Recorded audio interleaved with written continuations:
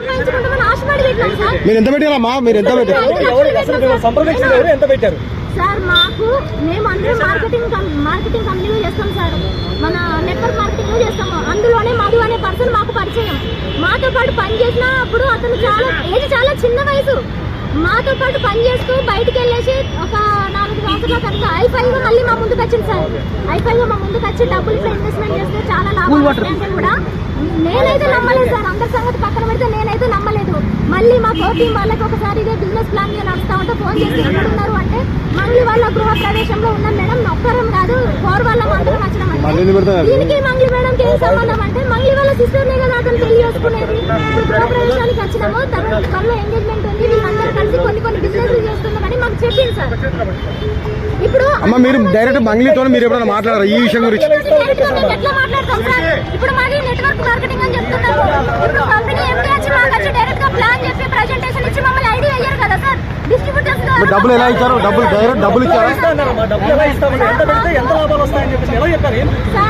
ఇందులో 5 లక్షలు మాకు 5% ఇస్తా అన్నారు సార్. తర్వాత 5%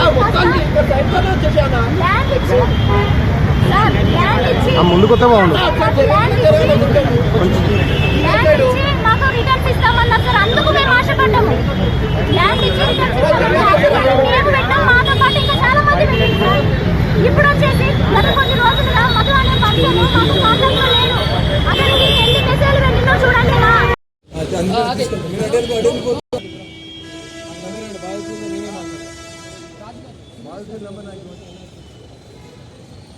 నెంబర్ ఇవ్వండి నాకు. బాధితుల నెంబర్ నాకు ఇవ్వండి, నేను మాట్లాడతా. నాకు ఇవ్వండి, ఖర్చు నాకు నెంబర్ ఇవ్వండి, నేనే మాట్లాడతా.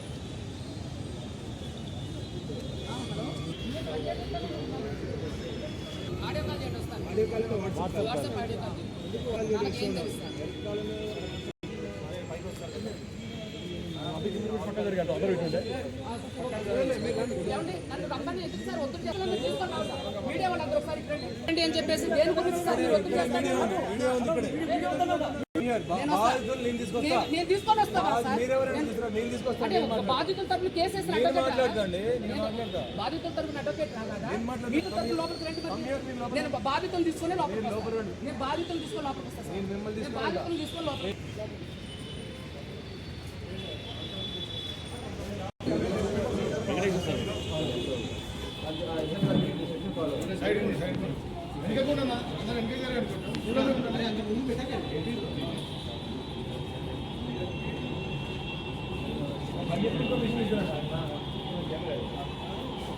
ఇది చాలా తరపున వచ్చిన అడ్వకేట్ ని ఇది మీరు నిజంగా అవమానించడం.